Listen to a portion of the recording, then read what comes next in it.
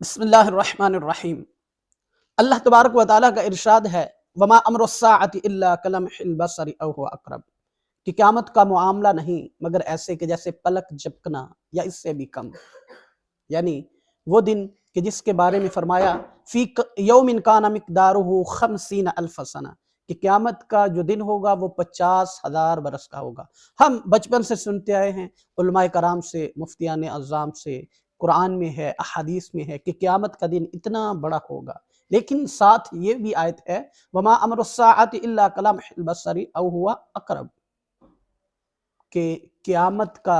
دن جو ہوگا وہ کچھ لوگوں کے لیے ایسے بھی ہوگا کہ جیسے ایک لمحہ ہے، جیسے آقا دو عالم صلی اللہ علیہ وآلہ وسلم نے ارشاد فرمایا کہ جو اللہ کے نیک بندے ہوں گے، جنہوں نے اپنی زندگیاں اللہ کی اطاعت میں گزاری ہوں گی، جنہوں نے لوگوں پر ظلم نہیں کیے ہوں گے، جنہوں نے دنیا میں بدماشیاں اور بدکاریاں نہیں کی ہوں گی، ایسے بھی لوگ ہوں گے اللہ کے نیک بندے کہ ان کے لیے قیامت کا 50,000 سال کا دن اتنا ہوگا کہ جیسے ایک موتیوں کا ہار ٹوٹ کر زمین پر گرتا ہے نا، ایک موتیوں کا ہار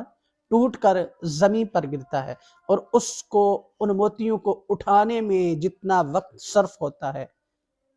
اتنا عرصہ ایک مومن کو لگے گا کہ قیامت کا دن گزر گیا۔ یعنی جو عذاب ہے، جو سختیاں ہیں اور جو انتظار ہے اور انتظار کی زحمت ہے وہ ان لوگوں کے لیے ہوگی کہ جو اللہ کی اطاعت نہیں کرتے، جو اللہ اور اس کے رسول کے احکامات کے مطابق اپنی زندگیاں نہیں گزارتے۔ یاد رکھیں کہ ہم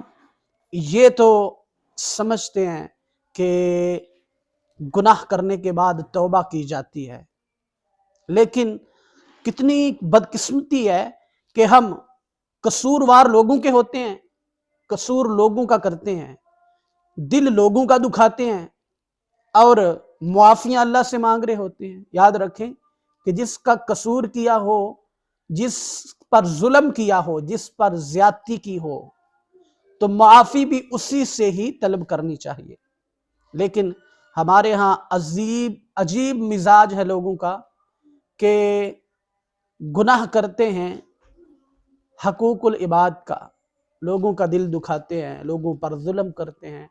اور معافیاں جو ہیں وہ اللہ سے مانگ رہے ہوتے ہیں۔ تو یہ ہماری نادانی ہے کہ جس پر ظلم ہوا ہے، جس پر آپ نے ظلم کیا ہے، آپ کو معافی بھی اس سے مانگنی چاہیے۔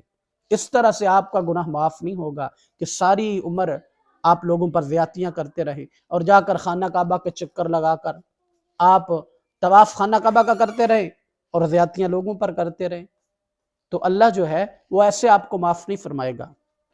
جب تک لوگوں سے اپنے قصور کی معافی نہ مانگے، اپنے گناہ کی معافی نہ مانگے۔ اس لیے کعبے کے چکر، وہ ایک بڑا خوبصورت جملہ لکھا ہوا ہوتا ہے کہ کعبے کے چکر لگانے سے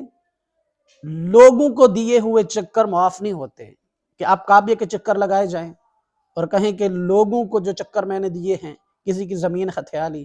کسی کے پیسے دبا لیے، کسی سے قرض لیا اور واپس نہ کیا، کسی سے دو نمبری کی، کسی سے پیسے کسی پلاٹ کے لیے اور دے دیا سستا پلاٹ۔ لوگوں کے پاس بہت سارے ذرائع ہوتے ہیں بے ایمانی کرنے کے لیے، تو جیسے آپ ظلم لوگوں پر کرتے ہیں تو معافی بھی لوگوں سے مانگا کریں۔ کیوں کہ